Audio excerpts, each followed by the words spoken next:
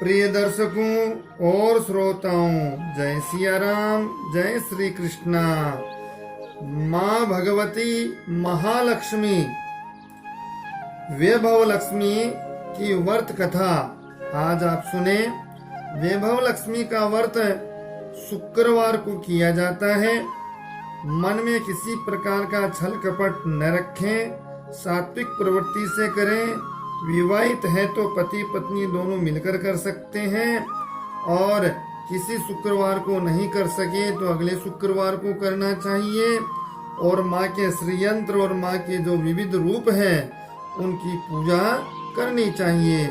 माँ महालक्ष्मी की आवश्यकता किसे नहीं है, सभी को है, और लक्ष्मी से ही सब कार्य संसार के चलते हैं। तो माँ के जो रूप हैं उनको ध्यान कीजिए।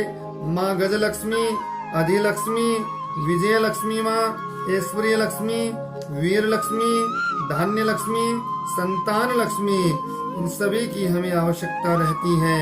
और माँ की कृपा रहे तो संसार में जीवन सुख से, संपदा से, खुशहाली से, ऐश्वर्य धन धान्य से परिपूर्ण रहता है, या यूं कहूँ कि किसी भी वस्तु की कमी नहीं रहती। तो आप अब माँ महालक्ष्मी को प्रसन्न करने वाली ये वैभव लक्ष्मी माँ की व्रत कथा श्रवण कीजिए। एक बड़ा शहर था। इस शहर में न जाने कितने ही लोग रहते थे। देश के कोने कोने से रोजगार की तलाश में आए लोग जब इस शहर में आते थे तो उनके पास कुछ भी तो नहीं होता था। उनकी एकमात्र यही इच्छा रहती थी कि उनको किसी तरह से भी 2 समय की रोटी मिल जाए। मेहनत मजदूरी करके अपने बच्चों का पेट पाल ले, बस प्रभु के गुण गाए। वैसा तो देखा जाए कि मानव की इच्छाओं की कोई सीमा नहीं होती। शुरू में वह यही सोचता है कि उसे 2 समय की रोटी मिल जाए। प्रभु यही सबसे बड़ी कृपा होगी, इसी के लिए वह मंदिरों में जाते हैं, तीर्थ यात्रा करते हैं, कथा सुनते हैं। और जब उन्हें 2 समय की रोटी मिलने लगती है तो उनके मन में कुछ और विचार उठने लगते हैं, जैसे कि उनकी आय बढ़े, उनके पास धन हो, रहने के लिए बढ़िया मकान हो, पहनने के लिए अच्छे कपड़े हो, सवारियों के लिए कार और स्कूटर गाड़ी मोटर हो। बस रोटी मिलने के पश्चात उनकी लालसा बढ़ती जाती है।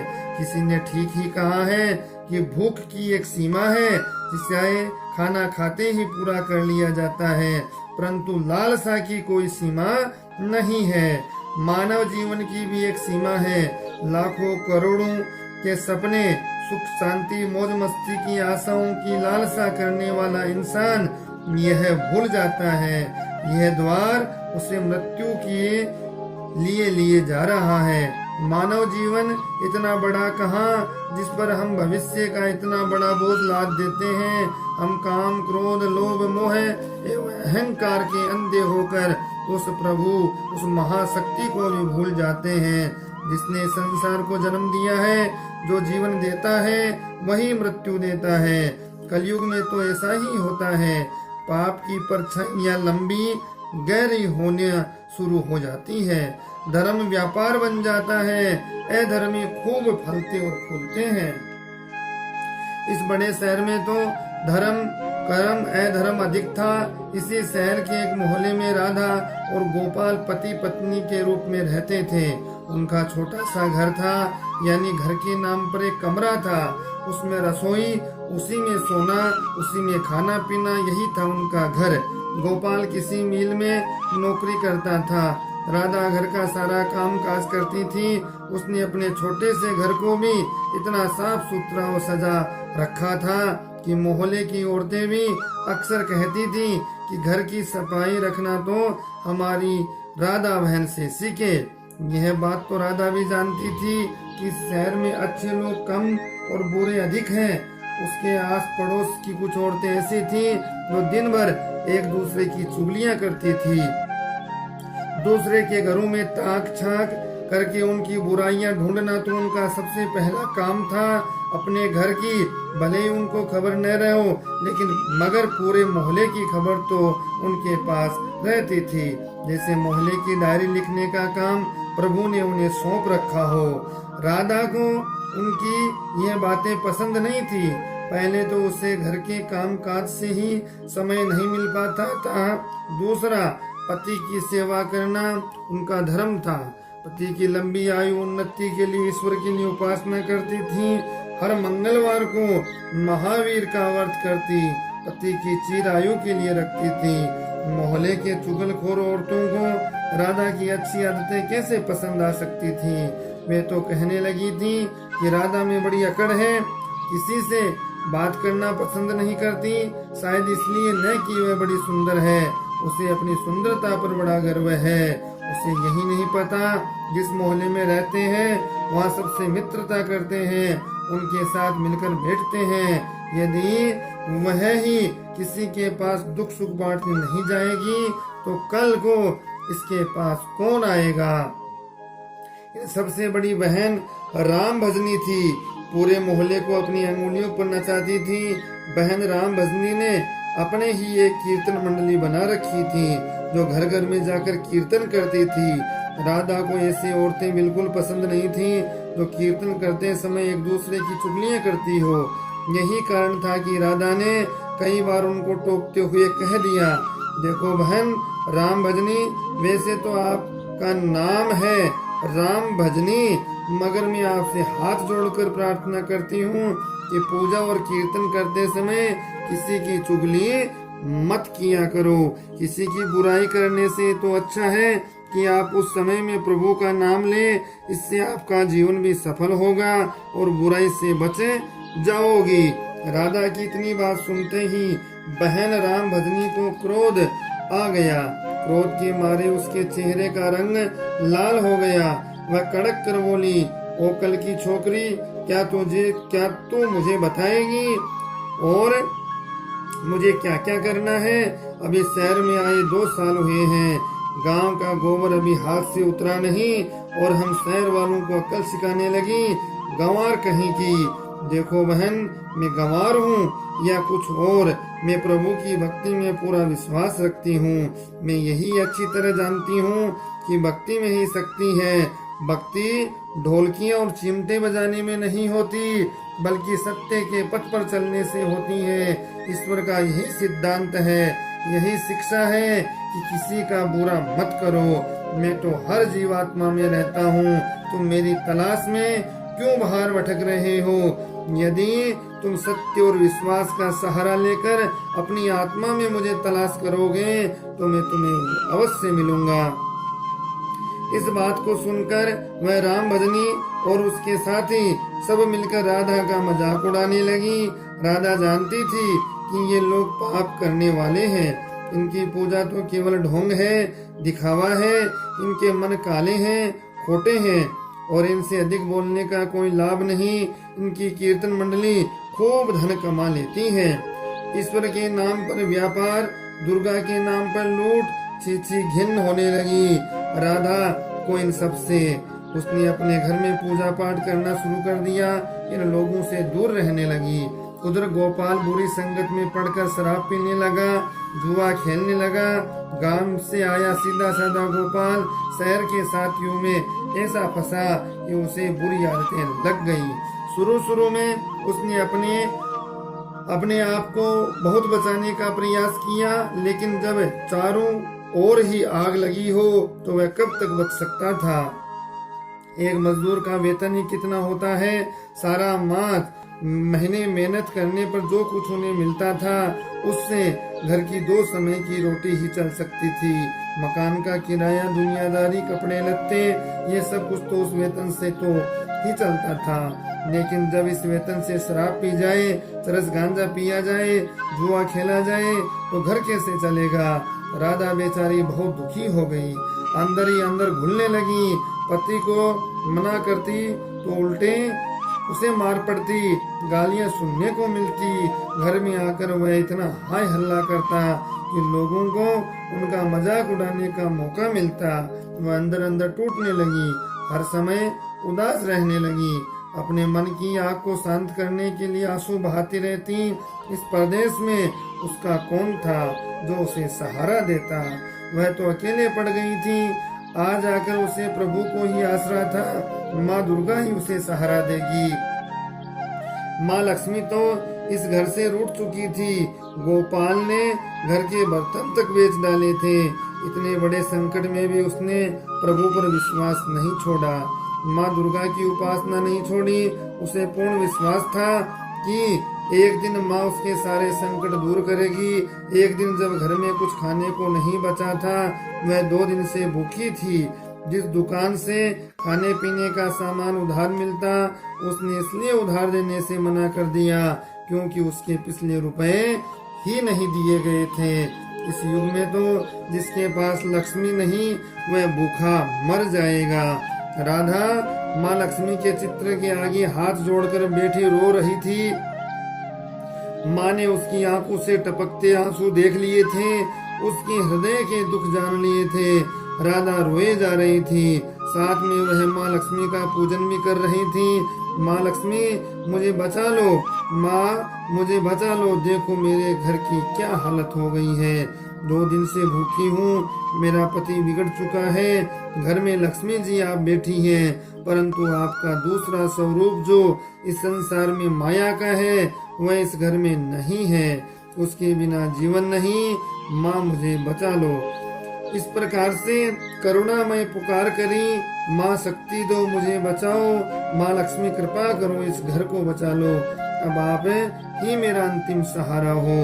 दुख में की गई करुणामय पुकार से उसने लक्ष्मी जी के चित्र के आगे जो है वह गिर गई और चरणों में समर्पित हो गई। उसी समय घंटियां बजने लगी, शंख की आवाज आने लगी। राधा के उदास चेहरे पर अपने आप खुशी की लहर दौड़ गई। तभी उसके कानों में आवाज आई, बेटी राधा, तुम्हारी आराधना सफल हो गई है। तुमने इतने बड़े संकट में भी मुझ पर विश्वास नहीं छोड़ा, अपनी श्रद्धा में कमी नहीं आने दी, इसलिए मैं तुम पर प्रसन्न हूँ। माँ लक्ष्मी प्रसन्न हुई है।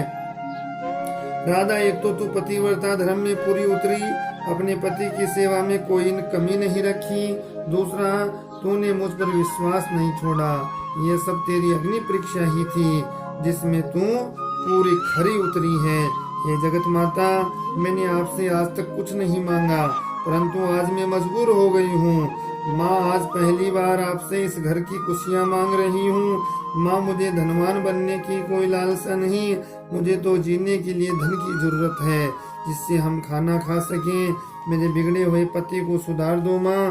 तो माँ लक्ष्मी जी कहती हैं कि जाओ बेटी, अपने आप को संभालो, मैं तुम्हारी मनोकामना पूरी करने के लिए द्वार खोल रही हूँ। उठो, अपने घर की द्वार खोलो। राधा के अंदर न जाने कहां से अनजानी शक्ति आ गई थी। वह माँ लक्ष्मी के चरणों से उठकर अपने घर के द्वार की ओर गई। सामने ही एक तिलकधारी ब्राह्मण को खड़े पाया। बेटी राधा, जय माँ लक्ष्मी की बोलो। जय माँ लक्ष्मी। राधा ने पूरी शक्ति से कहा, देखो बेटी, मैं माँ लक्ष्मी जी के मंदिर का पुजारी हूँ। माँ के आशीर्वाद से ये 2 बोरी आटा, साथ में दालें, घी, ये सब खाने की सामग्री आपके घर पहुँचाने के आदेश हुए हैं। आप धन्य हैं महाराज, आप धन्य हैं। माँ लक्ष्मी के पुजारी होने के नाते मैं आपके चरण छूती हूँ महाराज, और आपसे ये प्रार्थना करती हूँ कि मुझे संकट से निकालने का उपाय भी बताओ।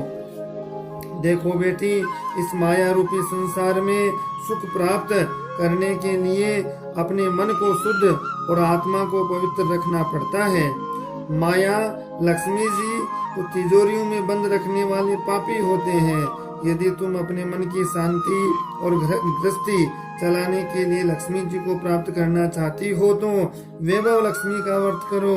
इसी व्रत के करने से आपकी हर मनोकामना पूर्ण होगी, तुम्हारे संकट दूर हो जाएंगे। लेकिन पुजारी जी, मुझे इस व्रत की विधि तो बता दो। मैं तो माँ की उपासना बचपन से कर रही हूँ, किंतु व्रत की विधि मुझे नहीं पता। देखो बेटी, लक्ष्मी जी का व्रत बड़ा सरल है। इसे वैभव लक्ष्मी व्रत के नाम से जाना जाता है। जो प्राणी सच्चे मन से इस व्रत को कर लेता है उसकी सारी मनोकामनाएं पूर्ण हो जाती है। उसे हर प्रकार से सुख संपत्ति प्राप्त होती है। इस व्रत को विधि पूर्वक करने से इसका फल मिलता है।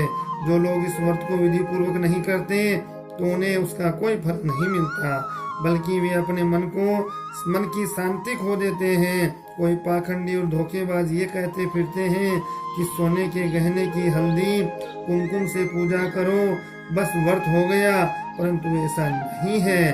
कोई भी व्रत जब तक अपनी विधि अनुसार नहीं किया जाता उसका फल शून्य ही मिलता है। ये सब कुछ भी अपने आप पर निर्भर करता है।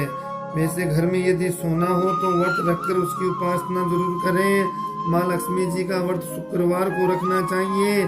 सुबह उठकर नहा धोकर सुबह साफ सुथरे कपड़े पहनकर दिन भर माँ का पूजन करें। हर समय मुंह से यही शब्द निकले कि जय लक्ष्मी माँ, जय लक्ष्मी माँ। माँ शाम के समय पूर्व दिशा की ओर मुंह करके आसन पर बैठे और माँ लक्ष्मी जी की मूर्ति या चित्र किसी ऊंचे स्थान पर रखकर उसके आगे चावलों की ढेरी लगाएं। एक खुली प्लेट में सोने के जेवर रखें। यदि सोने के जेवर न हो तो चांदी से भी काम चलेगा। माँ लक्ष्मी के चरणों में गुलाब के सुर्ख फूल अर्पण करके धूप के साथ साथ देसी घी की ज्योति जलाएं। वैसे तो माँ लक्ष्मी के अनेक रूप हैं, परंतु इन सब की नींव श्री यंत्र है। जो माँ के भक्त श्री यंत्र का दर्शन कर लेते हैं, समझ लो उन्होंने माँ के हर रूप के दर्शन कर लिए। इसलिए माँ पूजन के समय श्री यंत्र को मत भूलें। सबसे पहले प्लेट में रखे जेवर को हल्दी का टीका लगाकर 5 बार बोले, जय माँ वैभव लक्ष्मी, जय माँ वैभव लक्ष्मी। हमारी खाली झोली भर दो, हमारी खाली झोली भर दो। इसके पश्चात घी, आटे और चीनी को भूनकर बनाया गया प्रसाद, इसमें केले के टुकड़े काटे हों, माँ लक्ष्मी की आरती करके उस प्रसाद को लोगों में बांट दें। बांटते समय भी आपकी जबान पर माता लक्ष्मी की जय जरूर रहनी चाहिए। यह व्रत निरंतर 21 या 51 रखे जा सकते हैं। सूर्यास्त होने के पश्चात माँ की उपासना करके जब प्रसाद बांट लें तो आप भी भोजन ग्रहण कर सकते हैं। माँ के आगे पड़े चावलों को सब पक्षियों को डाल दें। व्रत रखने वाले हर भक्त के लिए ये जरूरी है कि वह श्री वैभव लक्ष्मी व्रत कथा का पाठ करें, लोगों को भी ये कथा सुनाएं, इससे अधिक पुण्य मिलता है। सारे व्रत जब विधि पूर्वक हो जाएं तो इसके फल स्वरूप प्राणी की हर इच्छा पूरी होती है। माँ लक्ष्मी जी स्वयं उनका कल्याण करती हैं। उनके घर में सुख ही सुख मिलते हैं। धन तो आता ही है, परंतु जिनके घर में संतान न हो उनके लिए यह व्रत वरदान से कम नहीं है। जब व्रत संपूर्ण हो रहे हो, अर्थात 21वां या 51वां व्रत जब रखें, उस दिन 7 छोटी छोटी बच्चियों को घर पे बुलाकर उन्हें उनका मन पसंद भोजन खिलाएं। फिर कन्या को चांदी का अथवा गिलट का 1-1 सिक्का रुपए दक्षिणा में दें। उसी दिन माँ लक्ष्मी की श्री वैभव लक्ष्मी व्रत कथा की 100 या 51 प्रतियां माँ भक्तों को अपने हाथों से बांटें। यदि इतनी प्रतियों की शक्ति न हो तो 11 तो अवश्य ही बांटनी चाहिए। माँ की प्रतिमा के आगे बैठकर दोनों हाथ जोड़कर और उनसे प्रार्थना करते हुए कहें, हे माँ लक्ष्मी, आप की और प्रभु की कृपा से मैंने अपने व्रत विधि पूर्वक कर लिए हैं। इसलिए हे माँ, आप हमारी इच्छा पूरी करो, हमारी मनोकामना पूर्ण कर दो। माँ, हमें सदा सुखी रखना, हमारे परिवार को सदा सुखी रखना। बस बेटी, यही हर प्राणी के लिए कल्याण मार्ग है। तुम भी श्री वैभव लक्ष्मी का व्रत करो, तुम्हारा पति भी ठीक हो जाएगा और तुम्हें भी धन मिलेगा। तुम सदा कष्ट मुक्त रहोगी। यही कहते हुए पुजारी जी तो चले गए। राधा ने आटे की बोरियां पड़ोसन की सहायता से अंदर रखवा ली, दालों को भी अंदर रखवा लिया। माँ लक्ष्मी की उपासना तो कर ही रही थी, परंतु विधि अनुसार नहीं कर पाती थी। आज माँ लक्ष्मी ने उनकी हालत देखकर जो उसकी सहायता करी, उसे वह कैसे भूल सकती है। सहसा उसे ध्यान आया, कल ही शुक्रवार है, मैं कल से ही माँ लक्ष्मी जी के 21 व्रत आरंभ करूंगी। दूसरे ही दिन से राधा ने शुक्रवार की व्रत कथा आरंभ कर दी और साथ ही माँ का व्रत रखा। सारा दिन माँ की आरती करती रही। फिर उसने रात्रि के समय श्री वैभव लक्ष्मी व्रत कथा का पाठ करके घर आए पति के चरण छूकर उसे प्रसाद खिलाया तो उसके पति ने उसे प्यार से सीने से लगाकर कहा, मेरी राधा, तुम तो सचमुच देवी ही लग रही हो। मैं ही पापी था, आज तक जो राक्षस बना रहा, आज मेरी आंखें खुल गई। मैं मेरे भूल का एहसास करता हूँ और लक्ष्मी जी के चरणों में बैठकर प्रतिज्ञा करता हूँ कि कभी भी शराब नहीं पीऊंगा, जुआ नहीं खेलूंगा, गंदे और बुरे लोगों की संगति में नहीं बैठूंगा और कभी तुम्हें दुखी नहीं करूंगा। इस प्रकार से वो अपने सद्मार्ग पर आ गया, जो खराब रास्ता था उसको छोड़ दिया है। इस प्रकार से गोपाल ने अपनी पत्नी से कहा, देखो राधा, जिस माँ लक्ष्मी ने मुझे पाप के संसार से निकाल दिया है, मैं भी उनके 21 व्रत रखूंगा, सदा घर में उनकी पूजा करता रहूंगा। राधा ने अपने पति के चरणों में जो अपना सिर रखते हुए माँ भगवती महालक्ष्मी के चरणों में सिर रखा और दोनों बड़े प्रसन्न हुए। उनके परिवार में खुशहाली और सुख शांति और माँ भगवती लक्ष्मी की कृपा हुई, उन्हें नया जीवन मिला। इस प्रकार से माँ वैभव लक्ष्मी की व्रत कथा संपन्न होती है।